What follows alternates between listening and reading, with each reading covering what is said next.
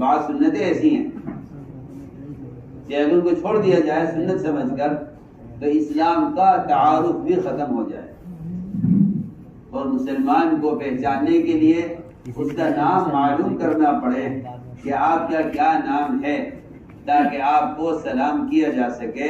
میں تو یہاں تک عرض کرتا ہوں کہ جو آدمی اتباع سنت پر نہیں ہے وہ سلام کی دعا اور اللہ کے اس نام سے اور سلامتی کے نام سے اور اس رحمت سے محروم ہے۔ جو آدمی اتباع سنت پر نہیں ہے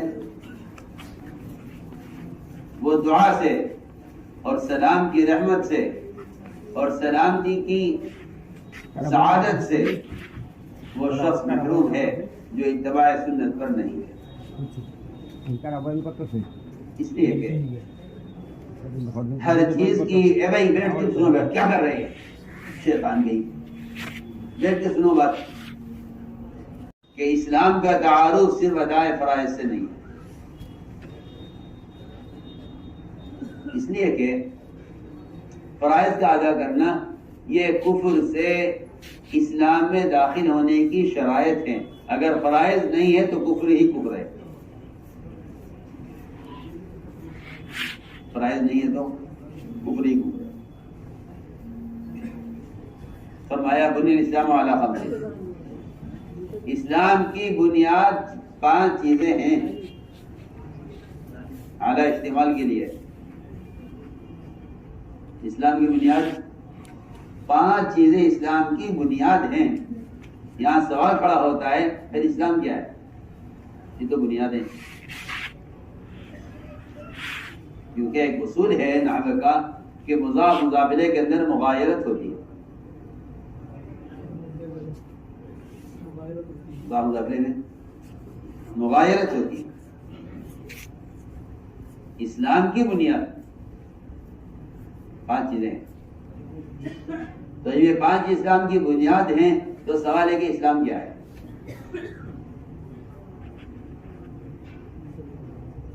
معاملات، اخلاق اور معاشرہ، اگر یہ کتابوں میں ہے تو یہ اسلام کا تعارف نہیں ہے، اگر یہ حدیثوں میں ہے تو یہ اسلام کا تعارف نہیں ہے، اگر یہ قرآن میں ہے تو یہ اسلام کا تعارف نہیں ہے۔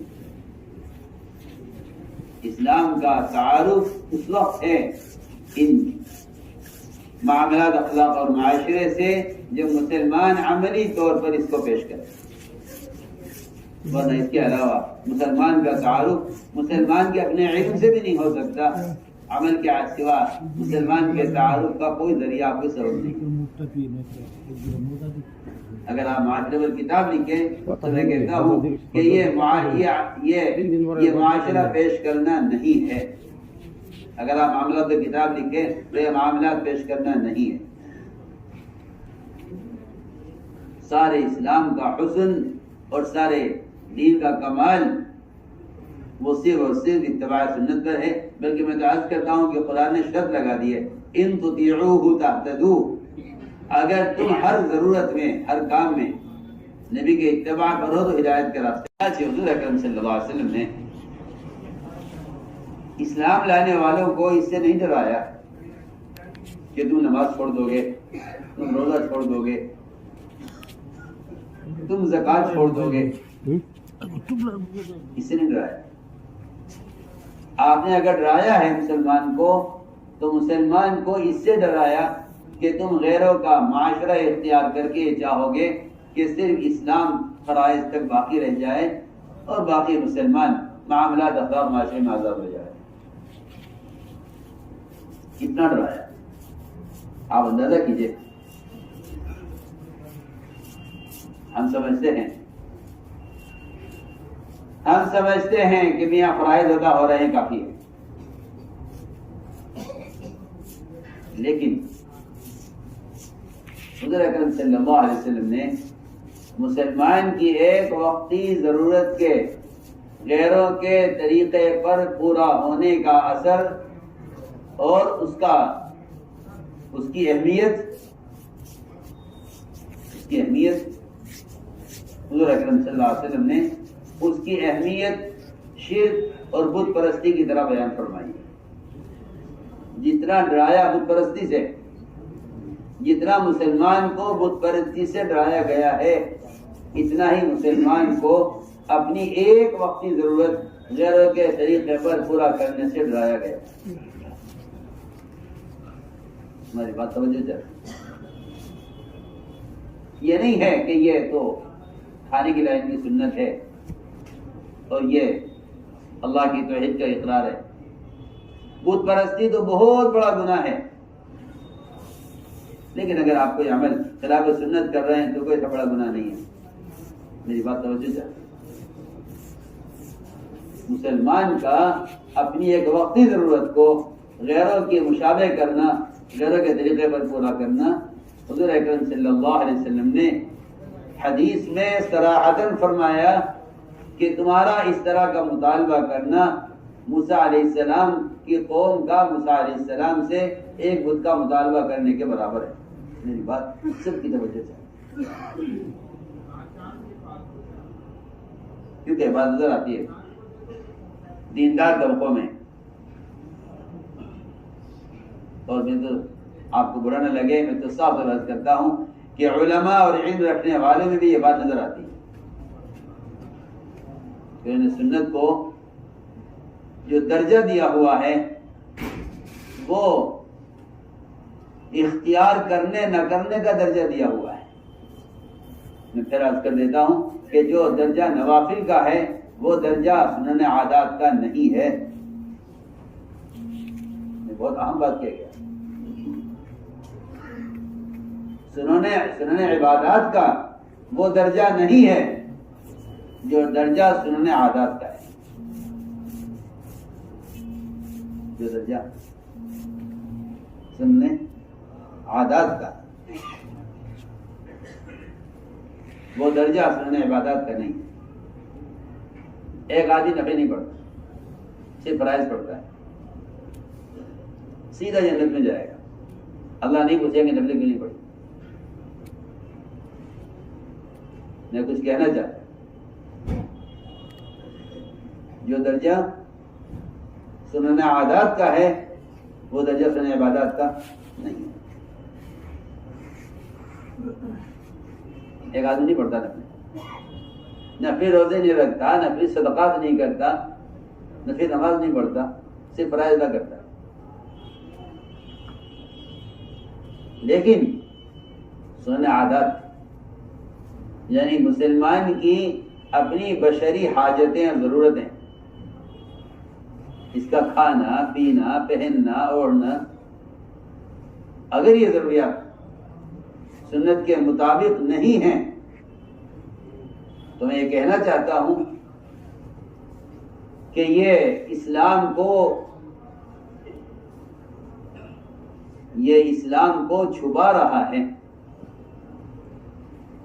یہ اسلام کو چھپا رہا ہے. یہ اسلام کو چھپا رہا ہے. اور جو لوگ اسلام کو چھپاتے ہیں ان کے دل میں اللہ تعالی باطل کا رعب پیدا کر دیتے ہیں. ان کے دلوں میں ان کے دلوں میں باطل کا رعب پیدا کر دیتے ہیں جو لوگ اسلام کو چھپاتے ہیں. ان باطل کا رعب پیدا ہو جاتا ہے. یہ ایک سنت کو چھپائیں گے، میں قسم کھا کر کہہ سکتا ہوں مشاہدے کی بنیاد پر اپنی آنکھوں سے دیکھ کر کہ ان کو سنت چھپانے کی وجہ سے فرائض کا ادا کرنا بھی مشکل ہو جائے گا. یہ بڑی پکی بات ہے. یہ میں جو کہہ رہا ہوں دیکھ کر کہہ رہا ہوں، حالات دیکھ کر کہہ رہا ہوں. تم اگر ایک سنت کو چھپا جاؤ گے تو میں کل کہتا ہوں کل تمہیں کسی زمین پر فرض کے ادا کرنے میں بھی مشکلات پیش آئیں گی. مشکلات پیش آئیں گی. یہاں تک لکھا ہے علماء نے کہ جو صف اول کو چھوڑ دے گا اس کی نماز کی رکعتیں چھوٹیں گی، جو مسبوق ہو جائے گا پہلے صف اول سے جائے گا، پھر صف آخر سے جائے گا، پھر جماعت کی نماز سے جائے گا، اور جماعت کی نماز کا چھوڑنے والا تاریک صلاۃ بن جائے گا. یہ نہیں کہ جماعت کی نماز سنت ہے. میں ایک مثال دے رہا ہوں. یہ لکھا ہے جو جماعت کی نماز چھوڑ دے گا وہ نماز چھوڑنے تک پہنچ جائے گا. کیوں؟ اس لیے کہ مجھے نہیں ملتا کہ کسی سنت عبادت یا ضرورت کی لائن کی کسی سنت کے چھوڑنے پر گمراہی کی وعید ہو سوائے نماز کے. آپ پڑھتے ہیں حدیث کہ اگر تم نے جماعت کی نماز چھوڑ دی تو تم ایسی سنت چھوڑنے والے ہوں گے جو تمہیں جس کا چھوڑنا تمہیں گمراہ کر دے. حدیث ہے وَلَوْ تَرَكْتُمْ سُنَّةَ نَبِيِّكُمْ لَضَلَلْتُمْ. یہ ہے روایت. اور آپ کہتے ہیں نماز پڑھنا فرض ہے, جماعت سے پڑھنا تو فرض نہیں ہے.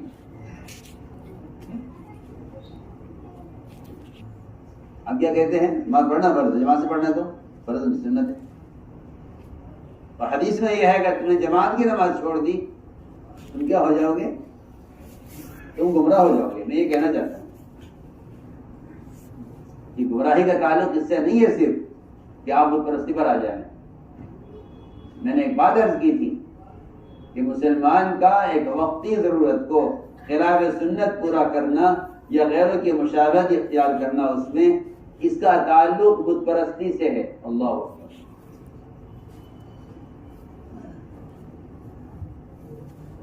تعلق جی ایسے تھوڑی ہے کہ عقیدہ الگ شعبہ ہے اور ضروریات سنت الگ شعبہ ہے. ایسا نہیں. میں مثال عرض کرتا ہوں. صحابہ نے دیکھا کفار جب جنگ سے فارغ ہوتے ہیں تو یہ اپنے ہتھیار ایک درخت پر لٹکا دیا کرتے تھے. درخت کا نام تھا ذات و انواع. اس درخت پر کفار اپنے ہتھیار لٹکا دیا کرتے تھے. صحابہ کو اچھا لگا, یہ صحابہ کو یہ اچھا لگا کہ بھی ایسا کرنا. آپ دیکھیے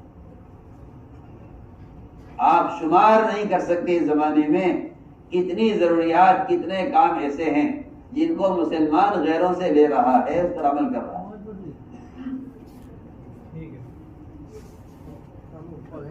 شمار نہیں کر سکتے. وہاں ایک بات, صرف ایک بات کہ اس میں سہولت ہے, ہتھیاروں کی حفاظت ہے.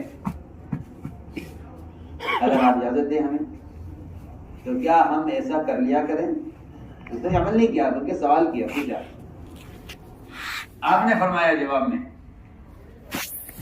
کہ تمہارا مجھ سے اس بات کا مطالبہ کرنا, میری بات لفظ غور سے سننا, تمہارا مجھ سے اس بات کا مطالبہ کرنا کہ ہم بھی کفار کی طرح ہتھیار درخت میں لٹکا دیا کریں, یہ مطالبہ تمہارا بالکل ایسا ہے جیسا بنی اسرائیل نے موسیٰ علیہ السلام سے مطالبہ کیا تھا کہ ہمارے لیے ایک بت ہونا چاہیے بت پرستی کے لیے تاکہ ہم اس کی پوجا کریں. آپ سوچیں وہ سوال کر رہے درخت ہتھیار پر لٹکانے کے بارے میں, آپ جواب دے رہے کہ تمہارا یہ مطالبہ بالکل ایسا مطالبہ ہے جیسا مطالبہ کیا تھا بنی اسرائیل نے موسیٰ علیہ السلام سے. بحر قلزم سے پار ہو کر نکلے تو دیکھا کہ کچھ لوگ ایک بت کی عبادت کر رہے تھے. تو موسیٰ علیہ السلام سے کہا اجعل لنا الہا کما لہم آلہہ, ہمارے لیے بھی ایسا بت ہونا چاہیے عبادت کرنے کے لیے جیسا یہ کفار بت کی عبادت کر رہے ہیں. حالانکہ نعوذ باللہ ثم نعوذ باللہ صحابہ کا ایسا کوئی مطالبہ نہیں تھا. انہوں نے تو یہ کہا تھا کہ کیا ہم بھی اس طرح کر لیں اس طرح یہ کرتے ہیں.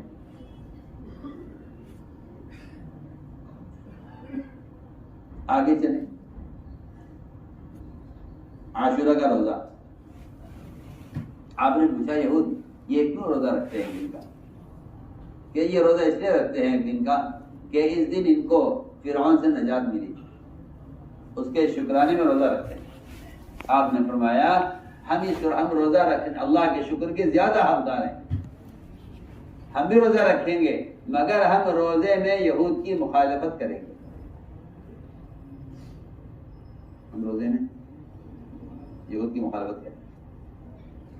آپ اسے ذرا اندازہ کر لیجئے کہ اگر روزہ جیسی عبادت میں یہود کی مخالفت ضروری ہے تو پھر جو طریقے یہودیوں کے اپنے طریقے ہیں، دنیاوی طریقے ہیں یا عادات و ضروریات ہیں، ان میں مخالفت کا کیا درجہ ہوگا جب یہود کے روزے میں بھی مخالفت کا حکم ہے۔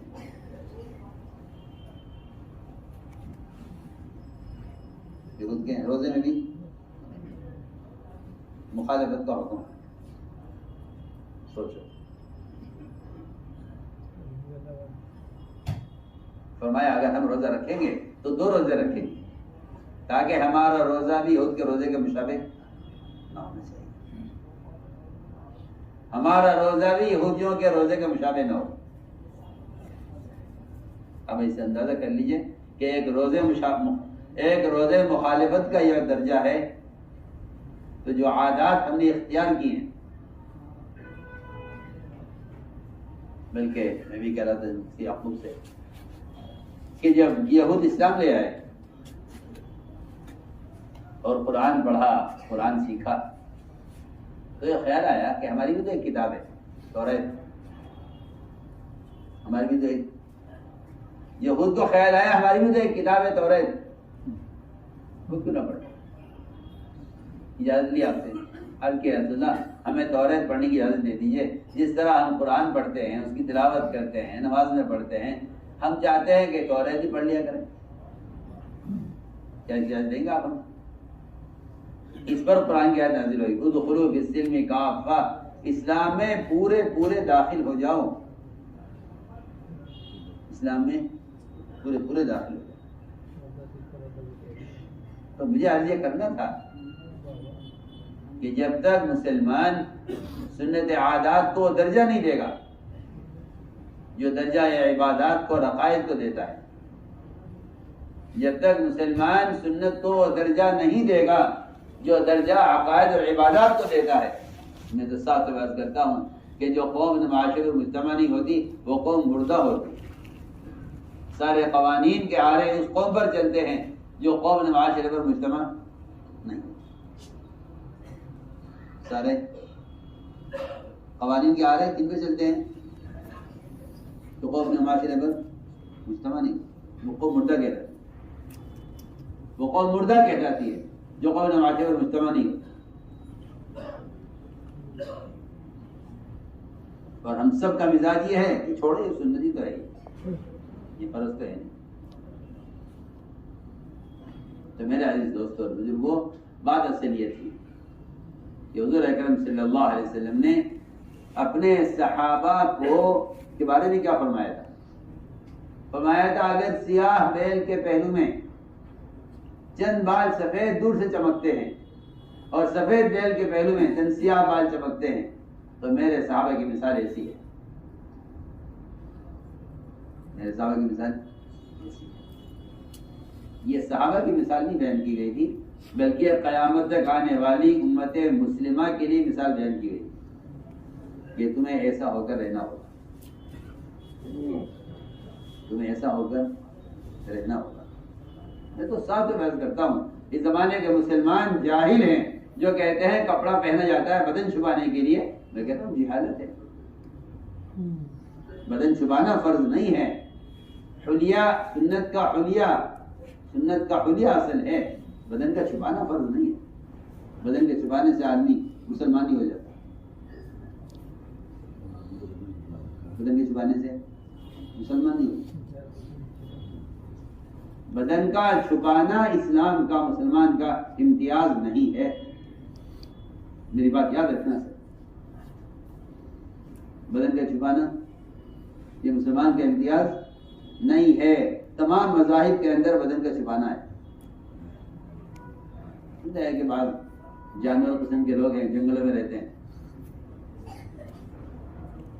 ورنہ کسی مذہب میں بھی آپ دیکھیں گے کہ نہیں ملے گا کہ بدن کو چھپانا نہیں، ہر مذہب بدن کو چھپانا ہے، ہر مذہب میں جب بدن کا چھپانا ہے تو بدن کا چھپانا یہ مسلمان کا امتیاز نہیں ہے، مسلمان کی خصوصیت نہیں ہے،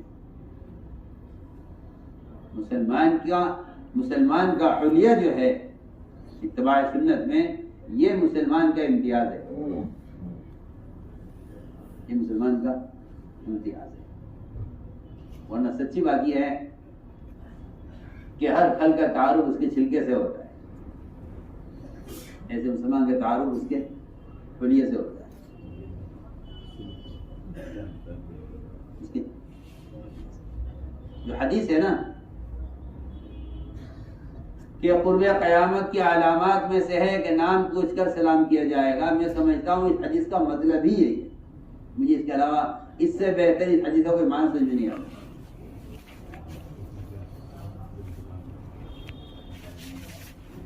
یہ کہنا کہ رشتہ داروں کو سلام کرے گا، دوستوں کو سلام کرے گا، میں سمجھتا ہوں کہ اس سے زیادہ بلیغ معنی یہ بنتے ہیں اور اس سے زیادہ اہم معنی یہ بنتے ہیں کہ مسلمان سنتوں کو چھوڑ کر اپنا حلیہ ایسا بنا لے گا کہ یہ سلام کا مستحق نہیں رہے گا۔ پہلے معلوم کرنا پڑے گا آپ کون ہیں، پھر سلام کرنا پڑے گا۔ اس حدیث کا مطلب میں یہ سمجھتا ہوں، کیونکہ فساق پر قیامت قائم کی جائے گی، فساق پر قیامت قائم، فساق پر قیامت قائم کی جائے گی۔ اور فاسق ہے وہ شخص جو اپنی ظاہری سنتوں کو چھپاتا ہے، وہ فاسق ہے، یہ تو پکی بات ہے، شریعت کا فیصلہ ہے۔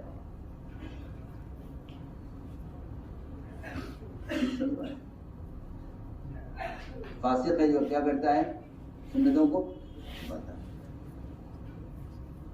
پکی بات ہے۔ فاسق کو فاسق کہتے ہی اس لیے ہیں، فاسق کو فاسق کہتے ہی اس لیے ہیں کہ وہ مسلمانوں کے درمیان چھپ کر رہنا چاہتا ہے، اس کو فاسق اسی لیے کہتے ہیں۔ وہ اسی حدیث میں چوہے کو کہا گیا ہے کیونکہ چوہا گھر میں چھپ کر رہتا ہے۔ حدیث میں چوہے کا نام کیا ہے؟ جی ہاں، فاسق، فاسق کی تفسیر ہے۔ چھوٹا فاسق کہا ہے کس کو؟ چوہے کو، جی ہاں، وہ چھپ کر رہتا ہے گھر کے اندر۔ تو میں نے عرض کی ایک بات ضروری، یہ مسلمان کا امتیاز اتباع سنت سے ہے، کیونکہ ہر پھل کا تعارف اس کے چھلکے سے ہے، ہر پھل کا تعارف جب چھلکا پھٹ جاتا ہے، چھلکے کے پھٹتے ہی یہاں سے پھل کا گودا سڑنا شروع ہوتا ہے۔ آپ جانتے ہیں، پتہ نہیں کتنے آپ کے اندر پھلوں کے کاروبار کرنے والے ہوں گے، پیٹیوں کے اندر ایسا پھل مضبوط پیٹی میں بھیجا جاتا ہے کہ چوٹ لگنے سے جو خراب ہو جائے اس کو مضبوط پیٹی میں رکھا جاتا ہے تاکہ اس کو چوٹ نہ لگے ورنہ خراب ہو جائے گا۔ جب چھلکا پھٹ جائے گا تو پھر گودا سڑے گا۔ اور میں یہی کہنا چاہتا ہوں کہ آپ یہ مت سمجھیے کہ آپ کے عقائد کی حفاظت عقائد سے ہے، آپ کے عقائد کی حفاظت اس سنت کے حلیے سے ہے جس کو آپ کو اہمیت نہیں دیتے، جس کو آپ کو اہمیت، اس لیے میں عرض کر رہا تھا کہ لوگ سمجھتے ہیں کہ لباس بدن چھپانے کے لیے ہے۔ میں کہتا ہوں لباس بدن کا چھپانا ہر مذہب میں ہے، ہر مذہب میں لباس بدن کو چھپانے کے لیے ہے، اسلام میں لباس سنت کی احیاء کے لیے اور سنت کے حلیے کا تعارف کرانے کے لیے۔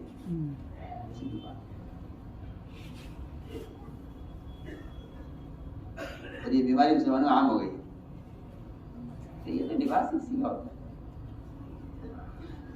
آپ مجھے بتائیے، اگر کوئی عام آدمی پولیس کا لباس پہن کر کھڑا ہو جائے ٹریفک کے چوراہے پر تو اس کے اشارے پر ہر ایک رک جائے گا، اور اگر کوئی پولیس کا بڑے سے بڑا آدمی عام لباس پہن کر کھڑا ہو جائے سڑک کے چوراہے پر تو کچھ لوگ پاگل کہیں گے، اس کو اشارہ سنے گا۔